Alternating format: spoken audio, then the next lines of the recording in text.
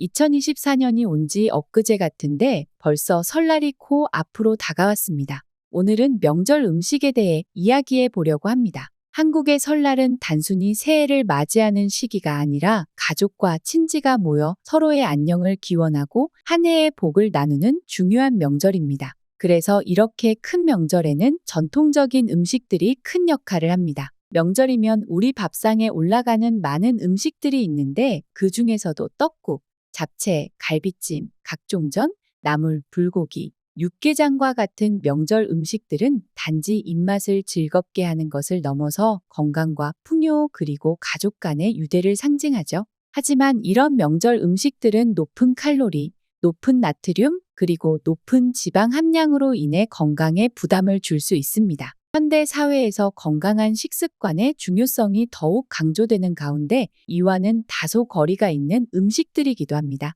하지만 맛있는 음식을 함께 먹고 나누는 것을 놓칠 수 없는 만큼 건강아이와 함께 건강하게 명절 음식 먹는 법에 대해 알아보겠습니다. 안녕하세요. 생활 속 알찬 건강 정보 건강아이입니다. 명절이면 음식하는 게 정말 힘들다가도 가족들이 맛있게 먹는 것을 보면 또 즐겁습니다. 그래서 오늘은 저희 건강아이가 조금 더 건강하게 명절 음식을 먹을 수 있는 방법에 대해 알려드리고자 합니다. 이번 영상을 통해 조금 더 건강하고 또 맛있는 명절 음식과 함께하는 즐거운 시간이 되시길 바랄게요. 먼저 첫 번째 명절 음식입니다. 설날하면 빼놓을 수 없는 떡국은 설날의 아침을 여는 대표적인 음식으로 한 해의 건강과 행복을 기원하는 상징적인 의미를 가지고 있죠. 바로 떡국을 먹어야 나이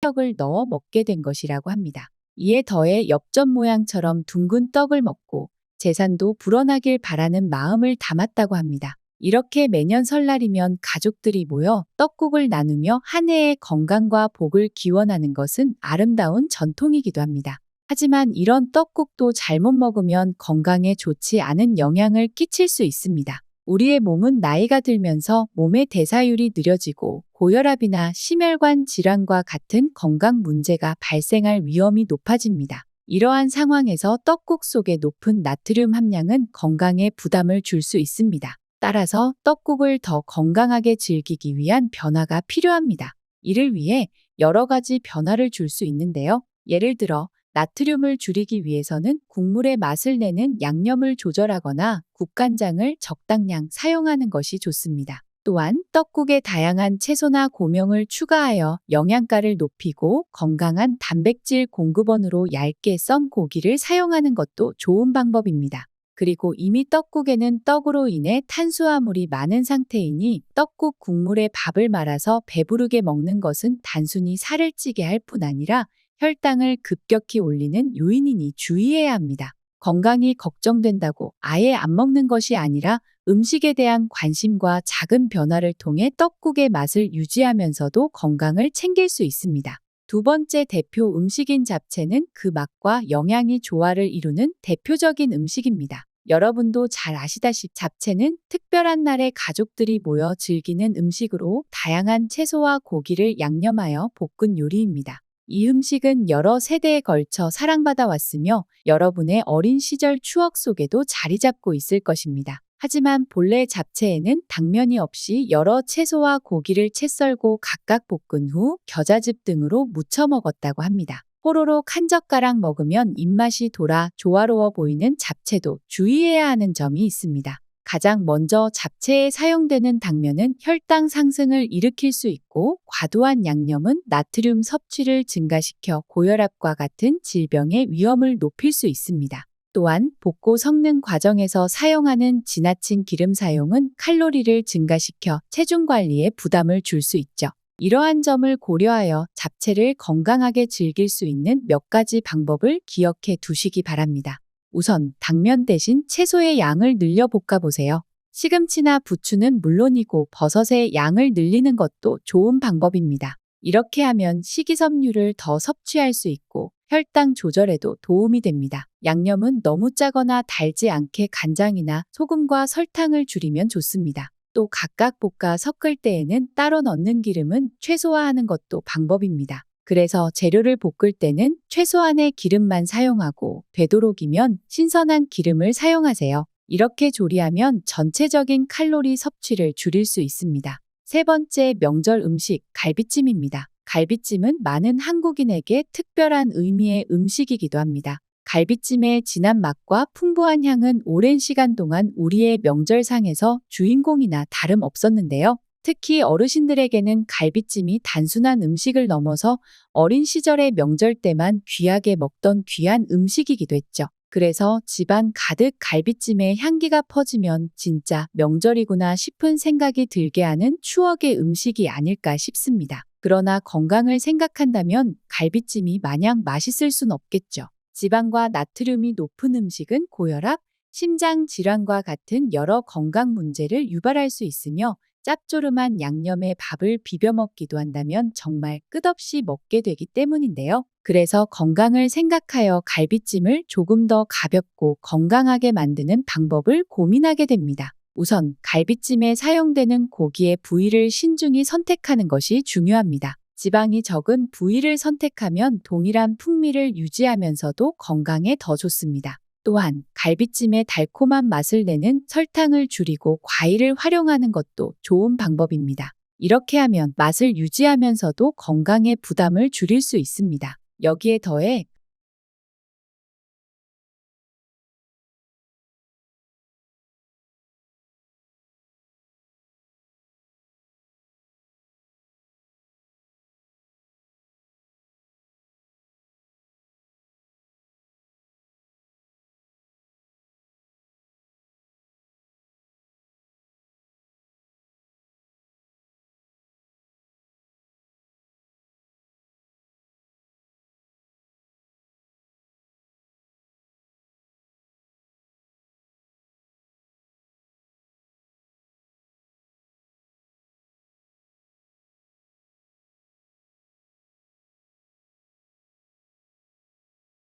명절에 부치는 전으로 부부싸움이 는다는 말이 있을 정도인데요. 그래도 명절에 저는 어린 시절부터 명절마다 가족들과 함께 모여 부침개를 만들고 나눠 먹는 추억으로 빠지지 않게 됩니다. 이런 전 종류들은 다양한 채소와 해산물, 고기 등을 넣어 만들기에 명절의 풍성함을 대표하며 각 가정마다 독특한 레시피가 있어 그 맛과 형태가 다양합니다. 하지만 명절에 그 어떤 음식보다 조심해야 합니다.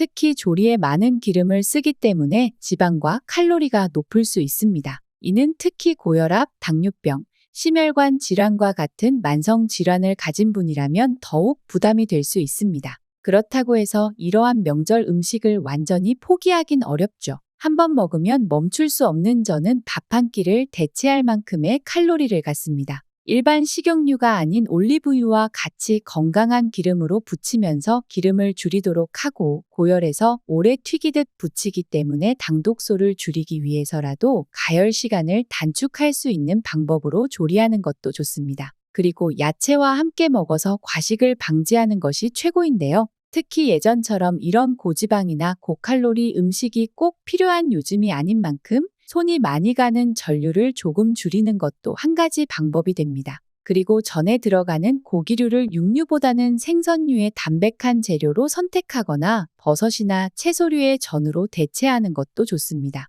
이렇게 한다면 음식 만드는 시간도 줄이고 일석이조 아닐까 싶습니다. 사실 명절에서 전을 부치는 것만큼 손이 많이 가고 허리 통증을 유발하는 것도 없으니까요. 다섯 번째 명절 음식인 나물무침입니다. 맛을 내기 어려운 나물은 우리 조상들의 지혜가 담겨 있습니다. 각자의 고향에서 자라나는 산과 들의 선물을 이용하여 우리 선조들은 몸에 좋은 나물을 만들었습니다. 봄나물부터 겨울나물까지 계절의 변화에 따라 다양한 나물들이 우리 식탁을 풍성하게 했죠. 모든 채소와 버섯 그리고 나무의 새순들이 나물의 재료가 됩니다. 나물에는 비타민과 미네랄이 풍부하게 들어있어 면역력을 강화하고 노화 방지에 도움을 줍니다. 특히 시니어 분들에게는 골다공증과 같은 노년기 질환 예방에 큰 도움이 됩니다. 기름에 볶는 방법 대신 데쳐낸 뒤 양념을 묻히는 방법으로 시금치, 쑥갓, 미나리, 숙주나물, 콩나물, 무나물 등을 묻히면 더욱 가볍게 드실 수 있습니다. 명절에는 특히 다양하고 맛있는 음식들에 가려 나물을 냉대하곤 합니다. 하지만 명절 음식에서 나물은 오히려 부족한 식이섬유를 채워줄 뿐만 아니라 나물을 먼저 먹는 것으로 탄수화물을 적게 먹는 데 도움을 줄 수 있습니다. 기억하세요. 고기류나 탄수화물을 먹기 전에 나물과 야채 종류를 먼저 드시는 겁니다. 6번째, 명절 음식인 불고기입니다. 남녀노소 누구나 좋아하는 불고기를 빼놓을 수 없죠. 불에 구워 먹는 고기에서 살코기를 얇게 저며 양념에 재운 뒤 구운 고기라는 의미로 바뀌었습니다. 옛날에는 궁중과 양반집에서는 너비아니로 불리었다고 합니다. 아이들이 좋아하는 부드럽고 달콤한 맛에는 그만큼 설탕과 같은 당분이 많이 포함되어 있습니다. 이러한 고당분 양념은 혈당 수치에 영향을 미칠 수 있어 특히 당뇨병이나 인슐린 저항성이 있는 분들은 주의가 필요합니다. 그래서 인공적인 단맛보다는 배나 사과와 같은 천연 과일을 갈아 양념에 첨가하면 자연스러운 단맛을 더하면서도 건강에 덜 해롭습니다. 또 불고기에 사용되는 고기는 단백질의 좋은 공급원이지만 지방 함량이 높은 부위를 사용할 경우 포화 지방의 섭취가 증가할 수 있습니다. 이는 심장 질환과 같은 건강 문제의 위험을 높일 수 있어 지방 함량이 낮은 부위를 선택하는 것이 바람직합니다. 그래서 안심이나 등심과 같은 부위는 지방 함량이 상대적으로 낮으면서도 맛이 좋아 불고기에 적합합니다. 그리고 불고기는 다양한 채소와 함께 먹을 때 그 영양학적 가치가 더욱 높아집니다. 채소는 비타민과 미네랄,